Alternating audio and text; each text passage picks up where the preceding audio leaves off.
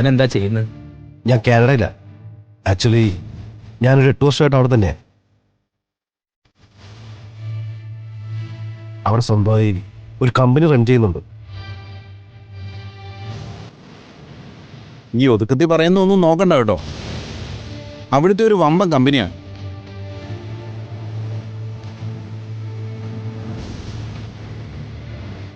ഒരു 500 പേർക്കെങ്കിലും ജോലി കൊടുക്കുന്നുണ്ട് അല്ലേ? ആ, സ്റ്റാഫിൻ്റെ എണ്ണം അത്രയുണ്ട്.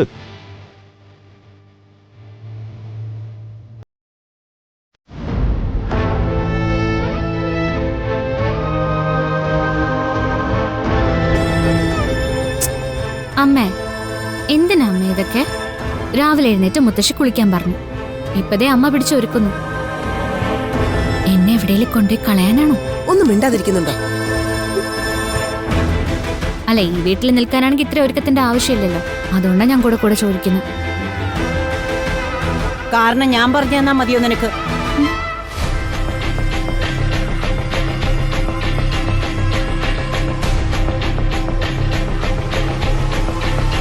അവിടെ 2-3 പേര് വന്നിട്ടുണ്ട്. ദേവനോട് സംസാരിച്ചോണ്ടിരിക്കുക. നിന്നെ പെണ്ണ് കാണാനാ അവര് വന്നിരിക്കുന്നത്.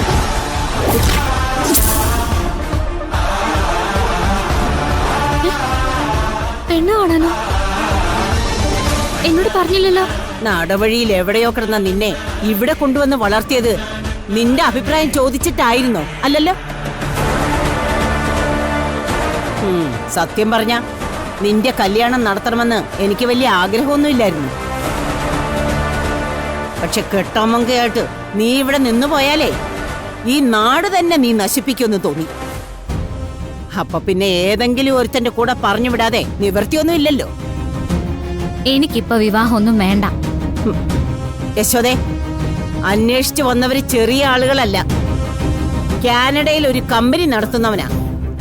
അവന്റെ കീഴിൽ ഒരു 100-500 പേര് ജോലി ചെയ്യുന്നതാ. ഇവളെ പോലെ ഒരുത്തിക്ക് സ്വപ്നം കാണാൻ പറ്റുമോ ഇങ്ങനെ ഒരു ബന്ധം? പറഞ്ഞു വരുമ്പോ പ്രിയങ്കയ്ക്ക് കിട്ടിയ ബന്ധത്തെക്കാൾ വലുത് തന്നെയാ. പറഞ്ഞു മനസ്സിലാക്കി കൊടുക്ക് ഇവൾക്ക്. എനിക്കാരെയും വിവാഹം കഴിക്കണ്ട. ഞാൻ ആരുടെ മുന്നിലേക്കും വരുകയില്ല. അവരോട് സംസാരിച്ചിരിക്കുന്നതേ നീ അച്ഛനെന്ന് വിളിക്കുന്ന ആളാ. നിനക്കൊരു ജീവിതം തന്നവനാ. ഇത്രയൊക്കെ ചെയ്തു കൂട്ടിയിട്ടും ഇപ്പോഴും നിന്നെ ന്യായീകരിക്കുന്ന ഒരേ ഒരുത്തൻ. വന്നിരിക്കുന്നവരെ അപമാനിക്കുകയോ വിവാഹത്തിന് സമ്മതമല്ല എന്ന് പറയുകയോ ചെയ്താൽ ദേവൻ പിന്നെ ഉണ്ടാവില്ല. അല്ല, വളർത്തിയ തന്തയെ നീ അങ്ങനെ കൊല്ലാനാ തീരുമാനിച്ചിരിക്കുന്നതെങ്കിൽ അത് നടക്കട്ടെ. മറ്റുള്ളവരുടെ ജീവിതത്തെക്കുറിച്ച് നിനക്കെന്താ വേവലാതി?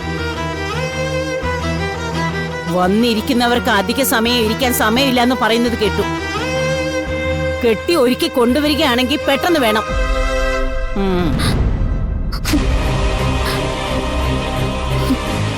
ശല്യം ഒഴിവാക്കുക അല്ലേ? എന്തായാലും ഈ വിവാഹം നടത്താൻ പറഞ്ഞത് സ്നേഹത്തോടെയൊന്നുമല്ല, പൂർണ്ണമായിട്ട് വെറുത്തിട്ട് തന്നെ. നിനക്ക് ഇഷ്ടമില്ലാത്തൊരു കാര്യം വേണമെന്ന് നിന്റെ അച്ഛൻ നിർബന്ധം പിടിക്കില്ല. ഒന്ന് പോകുന്നു, അവരുടെ മുമ്പിൽ നിൽക്കുന്നു. അത്രയും സമയമെങ്കിലും അച്ഛന്റെ അഭിമാനത്തിന് വേണ്ടി മാറ്റിവെക്കാൻ പറ്റില്ലേ നിനക്ക്? ഞാൻ ആരുടെ അഭിമാനം ചോദ്യം ചെയ്യില്ല. ചില നേരത്ത് എന്നോട് ചിലർ ചെയ്ത തെറ്റുകളൊക്കെ ഞാൻ അറിയാതെ അവരോട് ചോദിച്ചു പോയിട്ടുണ്ട്. സത്യത്തെ ചോദിക്കാൻ പാടില്ലായിരുന്നു. ദൈവമേ, ഈ നാവ് തന്നതാ കുഴപ്പം. ആരും ഇല്ലാണ്ടാക്കിയപ്പോ ഈ നാവും കൂടി ഇല്ലാണ്ടാക്കിയാൽ മതിയായിരുന്നു. അല്ലെങ്കിൽ എന്തിനാ അങ്ങനെ ആക്കുന്നേ? കൊന്നാ പോരായിരുന്നു. ജനിപ്പിച്ചു വിടും ആരുടെങ്കിലൊക്കെ ബാധ്യതയാവാൻ. മോളെ, അച്ഛനോട് ഞാൻ എന്താ പറയണ്ടേ? ഞാൻ വന്ന് നിന്നോളാം അമ്മേ. അച്ഛൻ ഇനി മാനം കടണ്ട. ഞാനിപ്പോ ഇതെന്താ തുറന്നു പറഞ്ഞെന്ന് വെച്ചാ, നാളെ ഒരു സമയത്ത് നിങ്ങൾ ഇതേക്കുറിച്ച് അറിയും. അപ്പോഴുള്ള ചോദ്യങ്ങൾ ഒഴിവാക്കാനാണ്. ഈശ്വരൻ എന്റെ കയ്യിൽ ഏൽപ്പിച്ച കുഞ്ഞാണ്. എന്റെ മകളെന്നല്ലാതെ മറ്റൊരു വാക്ക് ഞാൻ പറഞ്ഞിട്ടുമില്ല, ചിന്തിച്ചിട്ടുമില്ല. ഇതൊക്കെ വലിയ കാര്യങ്ങളല്ലേ തിരുമേനി? ദൈവം ചുമതലപ്പെടുത്തിയത് നമ്മൾ ചെയ്യുന്നു, അത്രയുണ്ട്. എനിവേ താങ്കളുടെ മനസ്സിനെ അംഗീകരിക്കാതെ പറ്റില്ല. എത്രയോ പേർ സ്വന്തം മക്കളെ തന്നെ വേണ്ട വിധം നോക്കാത്തവരുണ്ട്. ആ നിലയ്ക്ക് ഇതൊരു വലിയ കാര്യമല്ലേ? ഞങ്ങളെ സംബന്ധിച്ചിടത്തോളം പെൺകുട്ടി നല്ലവളായിരിക്കണമെന്ന് മാത്രമേ ഉള്ളൂ.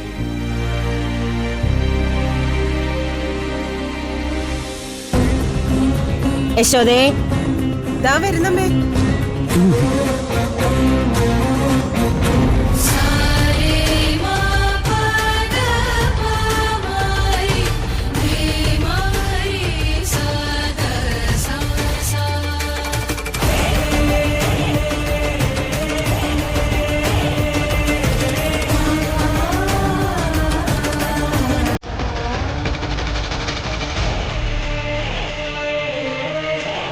കൊടുക്കും മോളെ.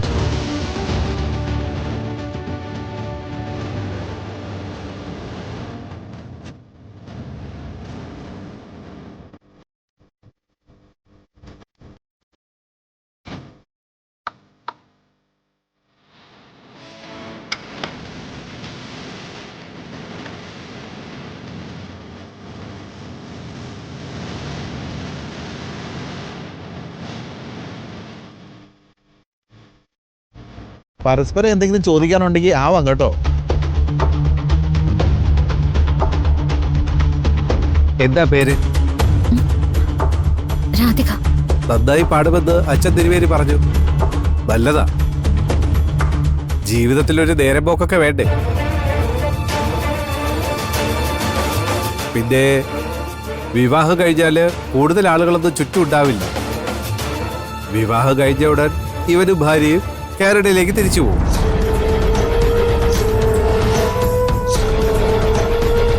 എന്താ പറഞ്ഞത്? അല്ല, കാർത്തികൻ അവിടെ വലിയ കമ്പനിയൊക്കെ ഉള്ള കാര്യം പറഞ്ഞല്ലോ. കാർത്തികൻ ഭാര്യ അവിടുത്തെ കാര്യങ്ങളൊക്കെ നോക്കുന്നത്. അപ്പോൾ അവർക്ക് പോയല്ലേ പറ്റൂ.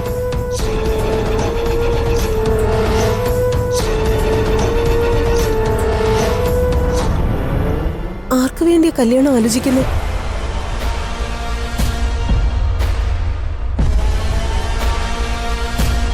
അമ്മ മരിച്ചിട്ട് 5 വർഷമായി. ഞങ്ങൾ പോകുമ്പോൾ അച്ഛൻ തനിച്ചായി പോവില്ലേ? അതുകൊണ്ടാ അച്ഛനൊരു കൂട്ടിനെ കുറിച്ച് ചിന്തിച്ചത്.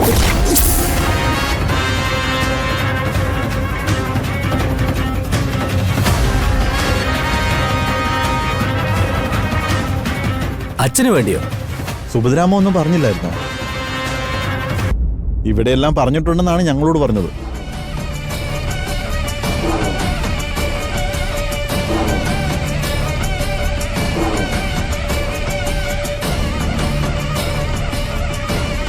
എന്താ അമ്മ ഇതൊക്കെ? അയ്യോ, സുഭദ്ര ഇങ്ങനൊന്നും എന്നോട് പറഞ്ഞിരുന്നില്ല. ആ അല്ല, ഇനിയിപ്പൊ ഇവര് വന്നതല്ലേ, ഇതങ്ങ് നടത്താം.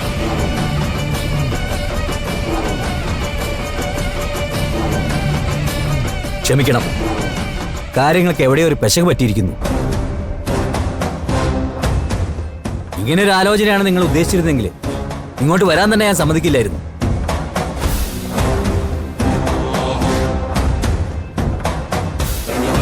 എന്റെ മോളെ ഇത്രയും പ്രായമുള്ള ഒരാൾക്ക് പിടിച്ചു കൊടുക്കേണ്ട ഗതികേടൊന്നും എനിക്കില്ല.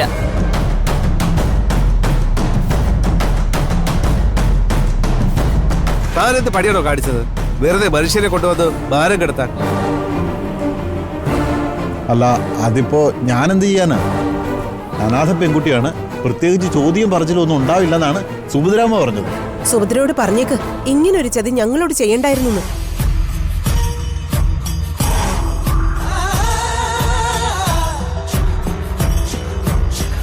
നിങ്ങൾ ഈ കാര്യത്തിൽ ഞങ്ങളെ മിസ്അണ്ടർസ്റ്റാൻഡ് ചെയ്യണ്ട. ഞാനൊരു തുറന്ന ചിന്താഗതിക്കാരനായതുകൊണ്ട് അച്ഛന് വേണ്ടി ഒരു ബന്ധം ആലോചിച്ചു എന്നേ ഉള്ളൂ. അതിപ്പോ നിങ്ങളുടെ മകൾ തന്നെ വേണമെന്ന് എനിക്കൊരു നിർബന്ധമില്ല. അച്ഛൻ വരും.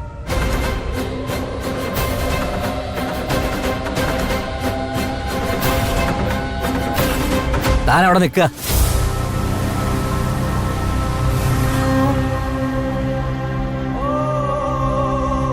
ഒരു പയ്യനുമായിട്ട് താനൊരു വീട്ടിലേക്ക് കയറി ചെല്ലുന്നത് അവിടെയുള്ളവർ കാത്തിരിക്കുന്ന ഒരു സ്വപ്നത്തിന് വേണ്ടിയാണ്. അതിലല്പം മാന്യത കാണിച്ച് ശീലിക്കണം. കാരണം ഒരു പെൺകുട്ടിയെ വളർത്തിയ അച്ഛനമ്മമാർക്ക് ചില സങ്കല്പങ്ങളൊക്കെ ഉണ്ടാവും. അത് തച്ചോടച്ച് ഇറങ്ങിപ്പോരുത് ഒരിടത്തു നിന്നും.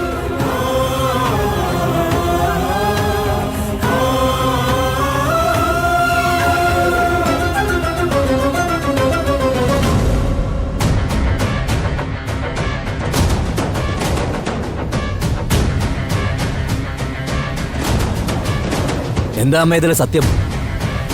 ഇതൊക്കെ അമ്മയ്ക്ക് അറിയായിരുന്നല്ലേ? ഒറ്റ രാത്രി കൊണ്ട് അമ്മ എല്ലാം തീരുമാനിച്ചു. വിവാഹം കഴിഞ്ഞ് മകനുള്ള ഒരാൾക്ക്, അതും ഡേവിഡിന്റെ പ്രായമുള്ള ഒരാൾക്ക് ഇവളെ കൈപിടിച്ച് കൊടുക്കണോ അല്ലേ? ഇവള് കിടന്നുറങ്ങുന്നത് നമ്മുടെ ഇടയിലല്ലേ അമ്മേ? ഇതിലും ഭേദം ഇവളെ കഴുത്ത് ഞെരിച്ച് കൊല്ലായിരുന്നില്ലേ? ഇപ്പൊ പ്രായവ്യത്യാസമുള്ള കല്യാണമൊക്കെ നാട്ടിൽ നടക്കാത്തൊന്നും അല്ലല്ലോ.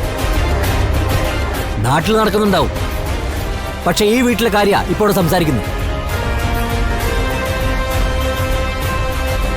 ഇനി മേലിൽ രാധിക മോളുടെ വിവാഹകാര്യത്തെക്കുറിച്ച് അമ്മ ചിന്തിക്കാനേ പാടില്ല. യോഗ്യതയുള്ളൊരുത്തനെ കണ്ടുപിടിച്ച് എനിക്ക് നടത്താൻ അറിയാം ഇവളുടെ കല്യാണം.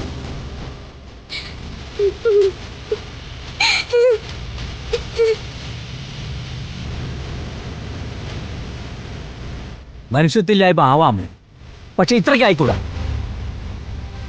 ജീവിതത്തിൽ ഇനി ഒരു അല്പകാലേ ശേഷിക്കുന്നുള്ളൂ. മരിച്ചെന്ന് ചെല്ലുമ്പോ മറ്റാരോട് കണക്ക് പറഞ്ഞില്ലെങ്കിലും ദൈവത്തോട് കണക്ക് പറയേണ്ടി വരും.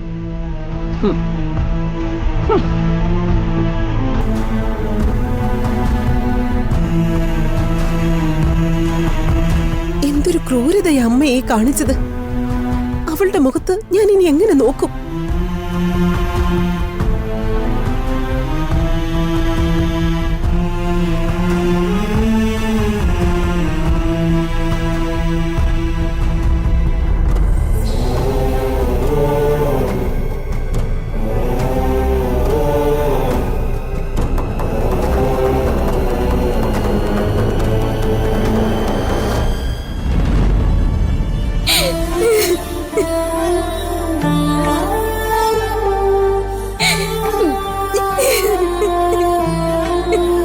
മോളെ,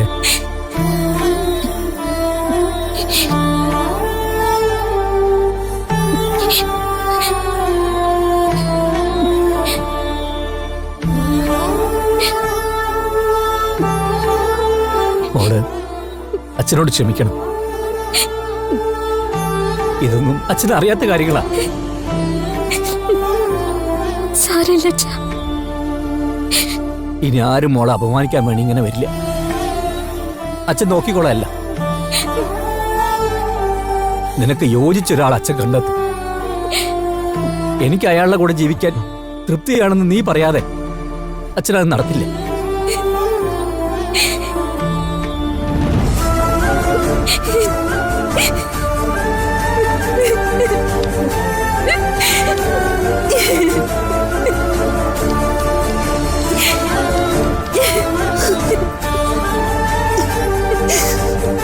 നമ്മുടെ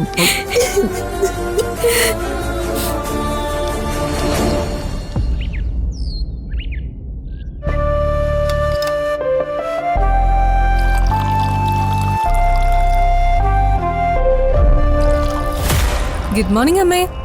ആ മോളിതെടുത്ത് അച്ഛനും സൂര്യക്കും കൊണ്ട് കൊടുക്ക്. അതെന്താ അമ്മേ, കുറച്ച് ദിവസമായിട്ട് അച്ഛന് ചായ കൊണ്ട് കൊടുക്കുന്നത് അമ്മയുടെ ഇളയ മരുമോളുടെ ജോലിയായിരുന്നല്ലോ. ഇന്നെന്താ അവള് എഴുന്നേറ്റില്ലേ? അതെ, പ്രിയങ്ക മോൾ ഉറങ്ങാൻ താമസിച്ചു എന്നാ തോന്നുന്നേ. അല്ലെങ്കിൽ അടുക്കളയിലേക്ക് നേരത്തെ എത്തുന്നതല്ലേ? അതൊന്നുമില്ല. കല്യാണത്തിന്റെ പിറ്റേ ദിവസം നേരെ അടുക്കളയിലേക്ക് വന്നപ്പോ ഞാൻ അമ്മയോട് എന്താ പറഞ്ഞേ? ഇതൊക്കെ കുറച്ച് ദിവസത്തേക്ക് കാണൂ, അത് കഴിഞ്ഞ പൊടിയിട്ട് നോക്കിയാ പോലും അവൾ ഇവിടെ കാണില്ലെന്നല്ലേ. അത് തുടങ്ങി, അത്രേ ഉള്ളൂ. എന്തിനാ മോളെ വെറുതെ ഇങ്ങനൊക്കെ സംസാരിക്കുന്നേ? ചിലപ്പോ ആ കുട്ടിക്ക് എന്തെങ്കിലും സുഖമില്ലാത്താണെങ്കിലോ? ആ വരുൺ, പ്രിയങ്കയ്ക്ക് എന്തെങ്കിലും അസുഖമുണ്ടോ? ഇല്ല. എന്താ? ഓ, അപ്പോ നിങ്ങൾ തമ്മി തല്ലി വഴക്കിട്ട് കിടക്കുകയായിരിക്കും അല്ലേ? ഞങ്ങള് വഴക്കൊന്നും ഇട്ടിട്ടില്ല. അല്ല, എന്താ പ്രശ്നം? അയ്യോ ഇല്ലേ, കുറച്ചു ദിവസം വലിയ പ്രകടനമായിരുന്നല്ലോ. സംസ്കാരമുള്ള കുടുംബത്തിൽ ജനിച്ച കുട്ടി, ദേവനാരായണൻ തിരുമേനിയുടെ ശിക്ഷണത്തിൽ വളർന്ന കുട്ടി. ഹോ, ഞാൻ അടക്കമുള്ളൊരു കണ്ടുപിടിക്കേണ്ട കുട്ടി. അല്ല, ആ കുട്ടിയെ ഇങ്ങോട്ട് കാണാത്തതുകൊണ്ട് ചോദിച്ചതാണേ. പ്രിയങ്ക കൃത്യസമയത്ത് അടുക്കളയിലേക്ക് വന്നില്ല, അതാ ഇപ്പൊ സംഭവിച്ചത്. അയ്യോ, അവളെ എഴുന്നേക്കാത്തതില് എനിക്ക് പരാതിയൊന്നുമില്ല കേട്ടോ. പക്ഷേ അവൾ എഴുന്നേക്കാത്തതിന്റെ പേരില് എന്നെ ഇവിടുത്തെ വേലക്കാരിയായിട്ട് കണ്ടാലേ അതെനിക്ക് കുറച്ച് ബുദ്ധിമുട്ടാ. ഇന്ന് അച്ഛനെ ചായ കൊണ്ട് കൊടുക്കാൻ പറയും. നാളെ അവള് കിടന്നുറങ്ങുമ്പോ അവളെ വിളിച്ചുണർത്തി ബെഡ് കോഫി കൊടുക്കേണ്ടതും എന്റെ ഉത്തരവാദിത്തമായിട്ട് മാറും. എന്നെ പണ്ടേ തഴഞ്ഞിരിക്കുന്നോണ്ട് ആർക്കും പ്രശ്നമില്ലല്ലോ. ഏട്ടത്തിക്ക് ഇപ്പൊ എന്താ വേണ്ടത്? പ്രിയങ്ക എഴുന്നേറ്റ് വരണം, അത്രയല്ലേ ഉള്ളൂ. ഓ, ആവേശം കാണിക്കണ്ടടാ. നീ പറഞ്ഞാൽ അവൾ അനുസരിച്ചാലല്ലേ. മതി. അതെ, ഞാൻ പോയി പ്രിയങ്ക വിളിച്ചോണ്ട് വരാം. നേരം വെളുത്തിട്ടേ ഉള്ളൂ കൽപ്പന. ദൂഷ്യം പറയുന്നത് ഇത്ര നേരത്തെ തുടങ്ങണോ? അവൻ ചെന്ന് വിളിക്കട്ടെ അമ്മേ. അപ്പ കാണാം അവളുടെ തനി സ്വഭാവം എന്താന്ന്.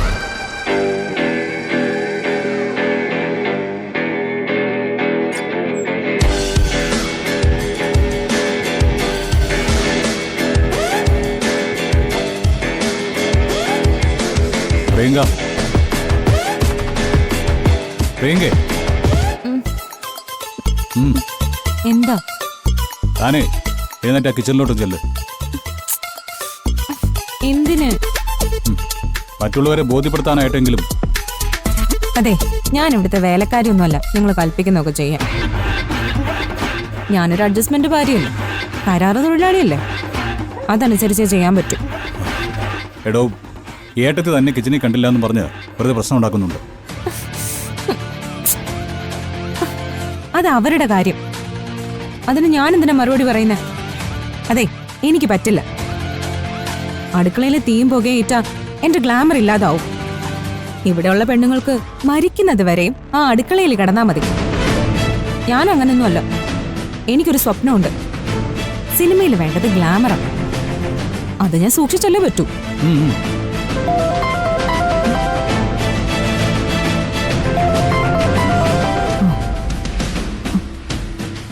ആ അച്ഛാ. ആ മോളെ, വരും മോളുടെ അടുത്തുണ്ടോ? ആ ഉണ്ട്. എങ്കിൽ അച്ഛൻ പറയുന്നത് മോനെ കൂടി ഒന്ന് കേൾപ്പിക്കുക. അച്ഛനത് സംസാരിക്കാനുണ്ടെന്ന്. ഞാൻ സ്പീക്കർ ഫോണിലിടാം. ഹലോ അച്ഛാ. അത് മോനെ, ഞാനൊരു പ്രത്യേക കാര്യം പറയാനാ വിളിച്ചത്. എന്താ? രാധികയുടെ വിവാഹം പെട്ടെന്ന് നടത്തണമെന്നാ ഞങ്ങളുടെയൊക്കെ ആഗ്രഹം.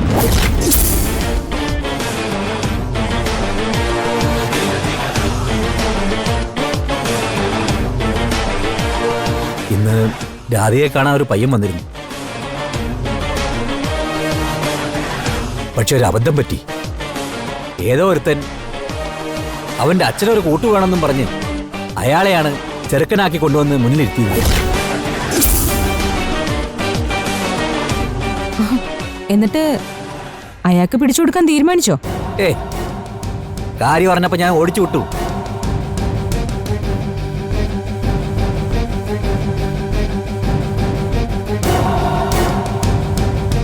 രാധികയുടെ കാര്യത്തില് ഇനിയൊരു അബദ്ധം പറ്റാൻ പാടില്ല. മോന്റെ അറിവില് നമ്മുടെ ചുറ്റുപാടുകൾക്ക് പറ്റിയ നല്ല പയ്യന്മാരാരെങ്കിലും ഉണ്ടെങ്കിൽ ഒന്ന് പറയണേ.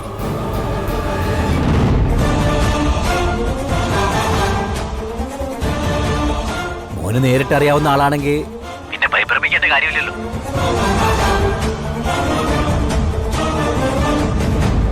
അല്ല, മോൻ കേൾക്കുന്നില്ലേ? ഉണ്ടച്ച, ഞാൻ പറയാം. രാധികയുടെ കാര്യം കൂടി കഴിഞ്ഞാൽ എനിക്ക് കുറച്ച് മനസ്സമാധാനം. അതുകൊണ്ടാ.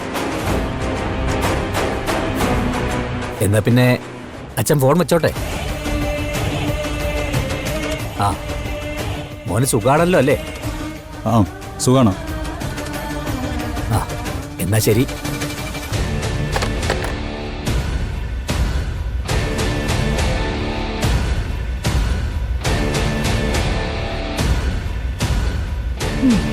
അച്ഛൻ വല്ലാത്ത പ്രതീക്ഷയിലായിരിക്കും.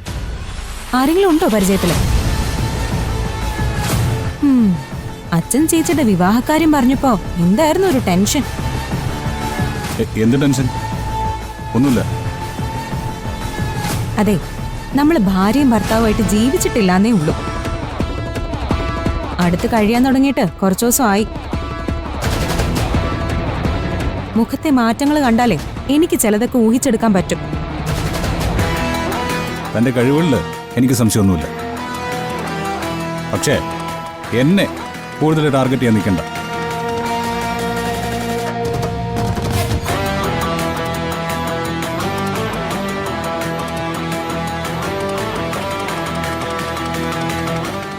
ചേച്ചിയുടെ വിവാഹക്കാര്യം പറഞ്ഞത് ഒട്ടും ഇഷ്ടപ്പെട്ടിട്ടില്ല. വന്ന ആൾ ഒഴിഞ്ഞു പോയിന്ന് പറഞ്ഞപ്പോ മുഖം തെളിഞ്ഞതും സത്യം. എനിക്ക് കൂടുതൽ കൂടുതൽ ഉറപ്പാവുകയാണ് എന്റെ പെണ്ണ് എന്ന് വരുൺ പറയുന്നത് ചേച്ചിയെ തന്നെ ആയിരിക്കോ.